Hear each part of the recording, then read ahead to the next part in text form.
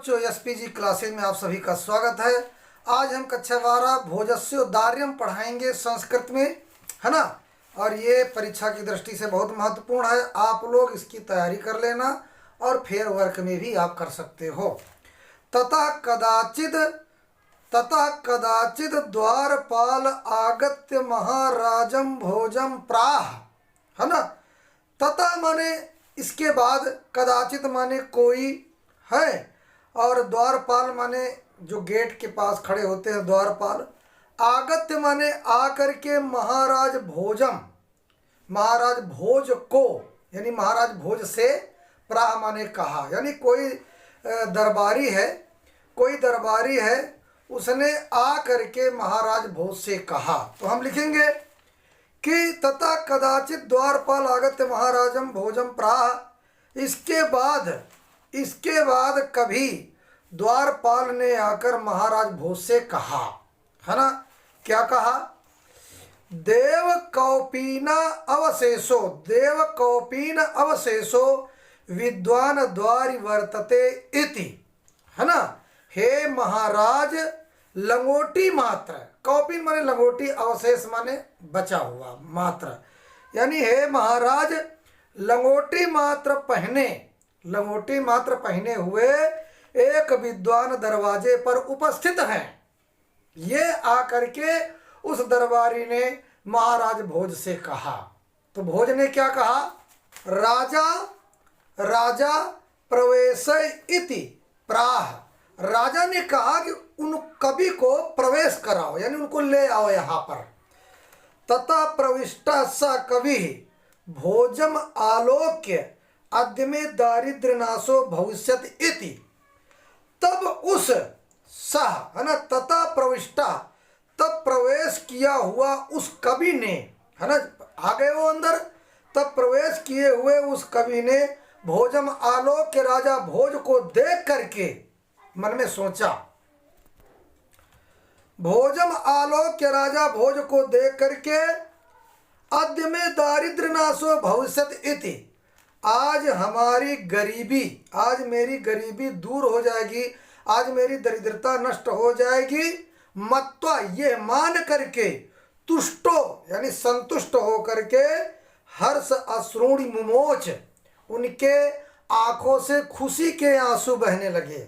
वो जो कवि थे उन्होंने देखा कि राजा भोज ने हमको अपने पास बुलाया, है ना, तो इतना खुश हो गए कि उनके आंख में खुशी के आंसू निकलने लगे। खुश क्यों हो गए? क्योंकि राजा भोज ने हमें बुलाया है, आज मेरी दरिद्रता, मेरी गरीबी दूर हो जाएगी, आज राजा ने खुद हमको बुलाया, ये सोच करके उनके आंख से आंसू बहने लगे। राजा तम आलोक्य प्रा, राजा ने उस कवि को देख करके कहा, कवे किम रोदिसी इति, हे कवि क्यों रोते हो। यानी वो तो ये सोच करके रो रहे थे कि आज मेरी गरीबी दूर हो जाएगी, राजा के सामने है। लेकिन राजा ने फिर पूछा कि कवि किम रोदिस इति, हे कवि तुम क्यों रोते हो ऐसा। तथा कवि आ, कविरा है ना, तथा कवि आ, तब कवि ने कहा, राजन आकर्ण मत ग्रह स्थितम, हे महाराज मेरे घर की स्थिति को सुनो, मेरे घर की दशा को सुनो। तो ये यहाँ पर श्लोक है और बड़े ध्यान से आप लोग इसको सुनिए और इसको ध्यान दीजिए। अये लाजान उच्चय पथि वचनम आकर्ण्य गृहिणी शिशो कर्णो यत्नात् सुपिहितवती दीन वदना। दूसरा उसी में जुड़ा है, मैं क्षीणो पाए यद कृतम द्रसावश्रु बहुले तदंता शल्यम में त्वमसि पुनरुद्धृत मुचिता। तो यहाँ पर जो कवि है वो अपने घर की दशा को बता रहा। क्या बता रहा? कि मेरे घर के सामने सड़क पर एक धान जो भूने जाते हैं, खील, यानी जो है उसको हम खील बोलते हैं या लैया बोलते हैं, है ना। एक खील या लैया बेचने वाला मेरे घर के सामने जा रहा था और बड़ी जोर जोर से चिल्ला रहा था, खील ले लो, खील ले लो, खील ले लो। तो मेरी औरत ने, मेरी पत्नी ने मेरे बच्चे के कानों को जबरदस्ती बंद कर दिया, जिससे उस बेचने वाले की आवाज मेरे बच्चे के कान पर ना पड़े। अगर बच्चे कान पर पड़ जाएगी तो बच्चा रोएगा कि मुझे खील खरीद दो माँ, और माँ के पास पैसे नहीं है। तो उसने क्या किया, माँ ने बच्चे के दोनों कानों को हाथों से ऐसे बंद कर दिया, जिससे उसकी आवाज बच्चा ना सुन पाए।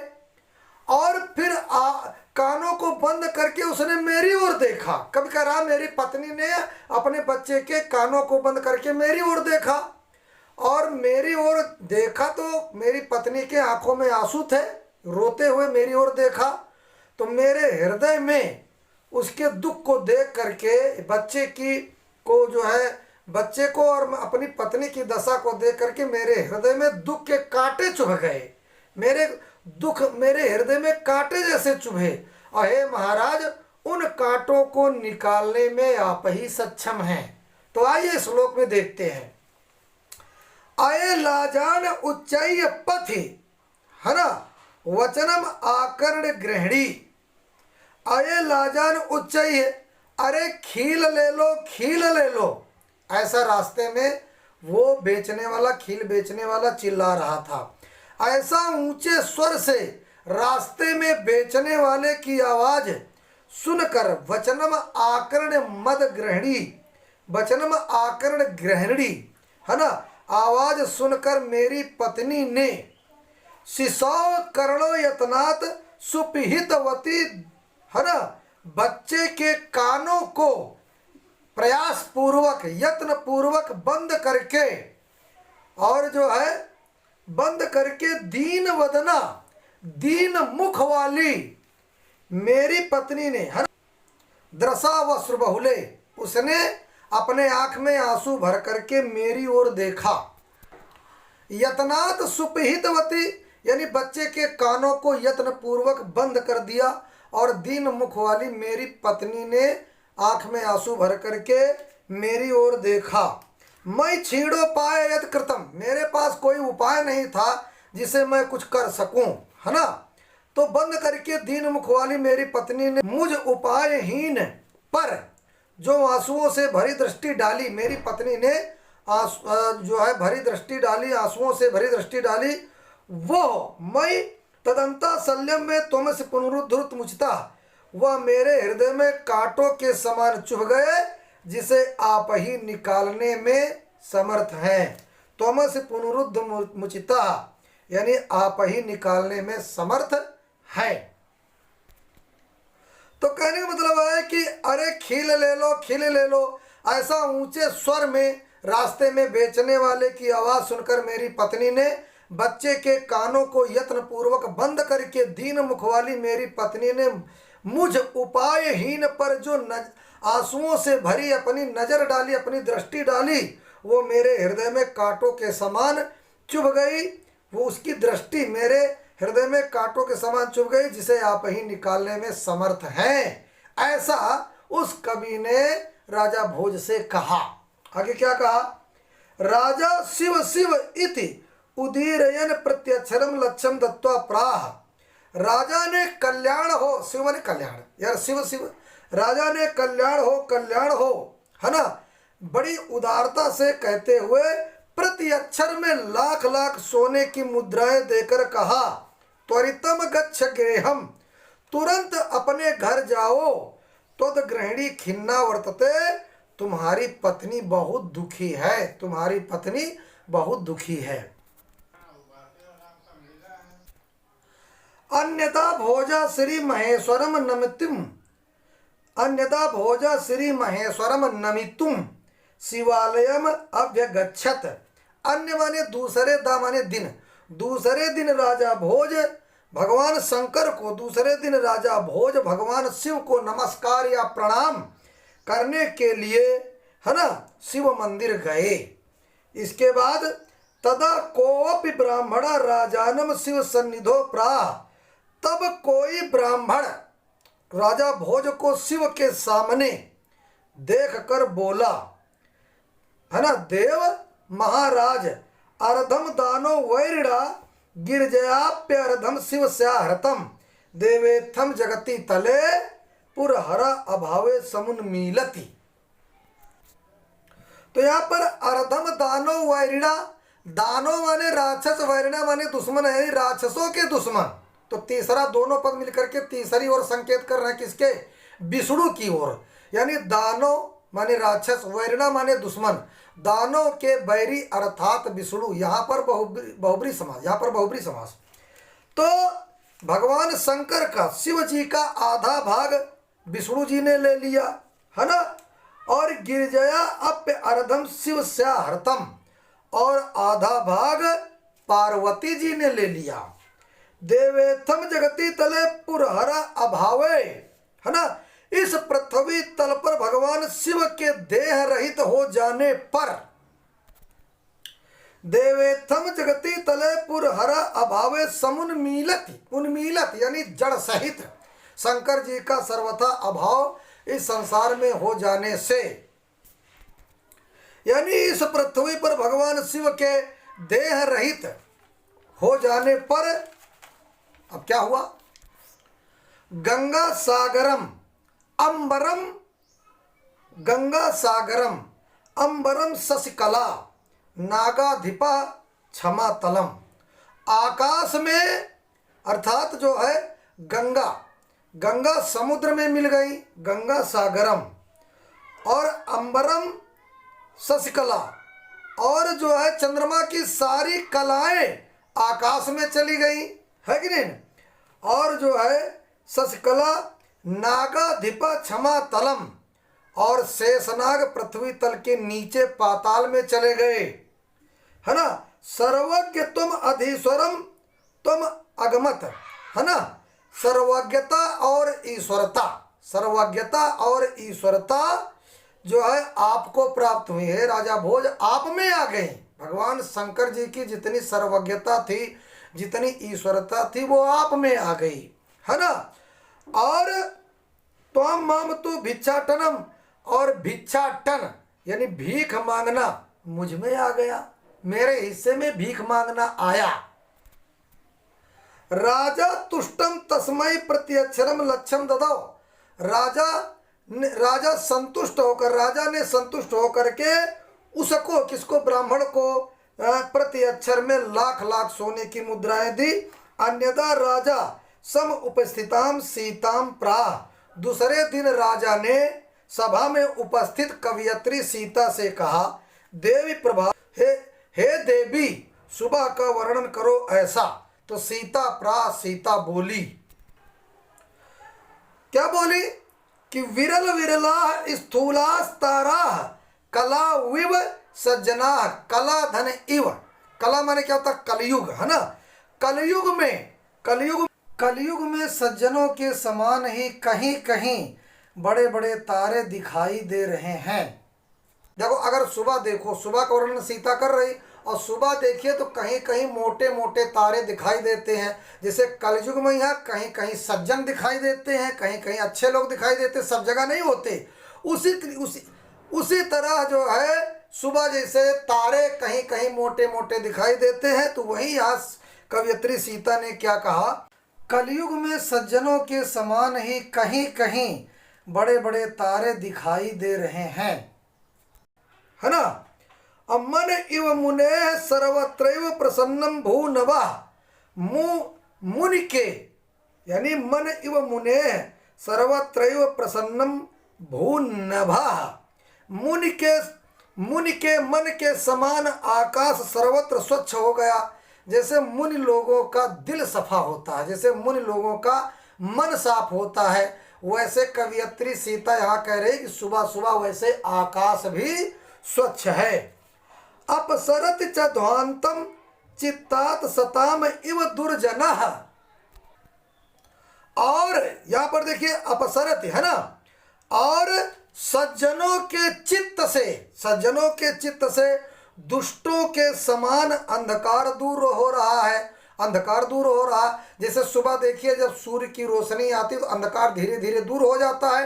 कैसे? जैसे दुष्ट लोग जो है सज्जनों के दिमाग में नहीं रहते, सज्जन लोग दुष्टों को अपने दिमाग में जगह नहीं देते, उनकी चिंता नहीं करते हैं। उसी प्रकार से सुबह सुबह जो है अंधकार दूर हो रहा है ना।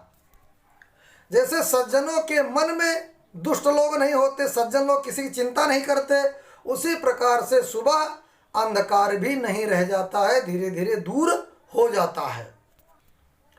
अब ब्रजत च निशा क्षिप्रम लक्ष्मीर नुद्यमिनाम इव।